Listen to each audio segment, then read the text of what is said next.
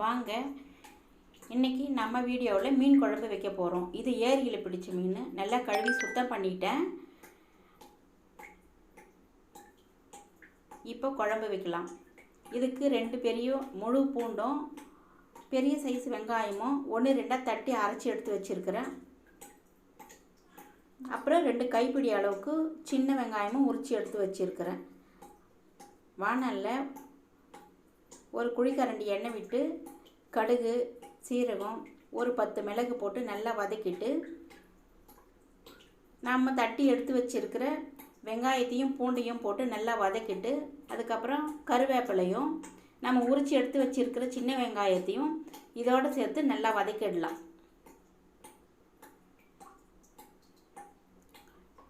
இப்போ வெந்தயம் நானும் இந்த வெங்காயம் வதங்கும் போது போட போகிறேன். முதல்ல எண்ணெயிலே போட்டோம்னா கருகி போயிடும். அதனால் இப்போது வெங்காயம் கொஞ்சம் வதங்கி வரும்போது வெந்தயத்தை சேர்த்துக்கிறேன். இதுக்கு ஒரு 4 தக்காளி எடுத்து மிக்சியில் அரைச்சி எடுத்து வச்சுருக்கிறேன்.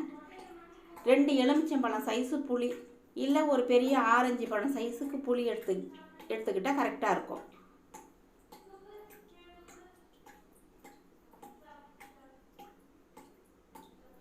இப்போ நல்லா ஊற வச்சு கரைச்சி எடுத்து வச்சுருக்கிறோம். அதையும் இப்போ நாம் வதங்குற மசாலுக்கு 1 ஸ்பூன் சாம்பார் மிளகாத்தூளும் 1 ஸ்பூன் தனி மிளகாத்தூளும் போட்டு ஒரு சின்ன ஸ்பூன் மஞ்சள் தூள்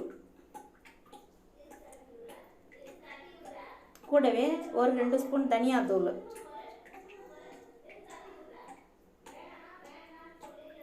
அதுக்கப்புறம் உப்பு ஒரு 2 ஸ்பூன்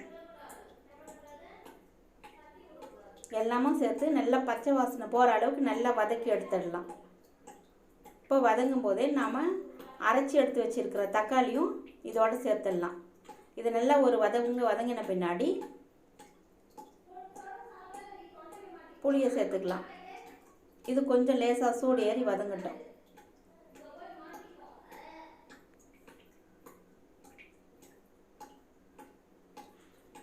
இப்போ கடைசியாக நம்ம கரைச்சி எடுத்து வச்சுருக்கிற புளி ஒரு 2 எலுமிச்சங்காய் அளவுக்கு எடுத்து வச்சுருக்கிறேன்.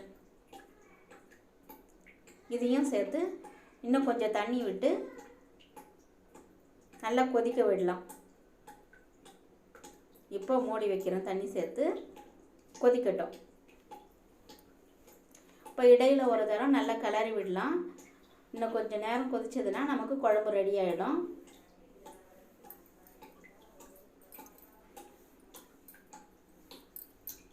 இப்போ இதில் நாம் விட்டுருக்கிற எண்ணெய் பிரிஞ்சு வரணும்.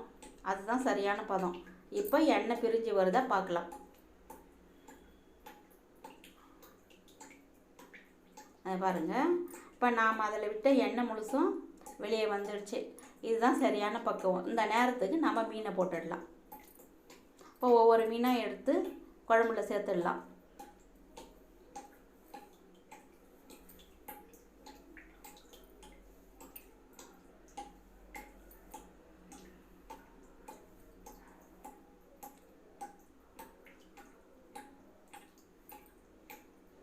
இது நம்ம ஊர் மீன்ன்றதுனால ரொம்பவே டேஸ்ட்டாக இருக்கும். உங்களுக்கு கிடைச்சதுன்னா ஏரி மீன் ட்ரை பண்ணி பாருங்கள். இப்போ நம்ம மீனை போட்டு ஒரு 5 நிமிஷம் மீன் சூடு ஏறி 1 நிமிஷம் இல்லை 2 நிமிஷம் கொதிச்சாலே போதும். நிறைய கொதிக்க வேண்டாம். இப்போ நம்ம மீன் குழம்பு ரெடி ஆகிடுச்சு. நான் ட்ரை பண்ண போகிறேன். நீங்களும் சமைச்சு பார்த்து நீங்கள் செஞ்ச மீன் குழம்பு எப்படி வந்ததுன்னு கமெண்டில் சொல்லுங்கள்.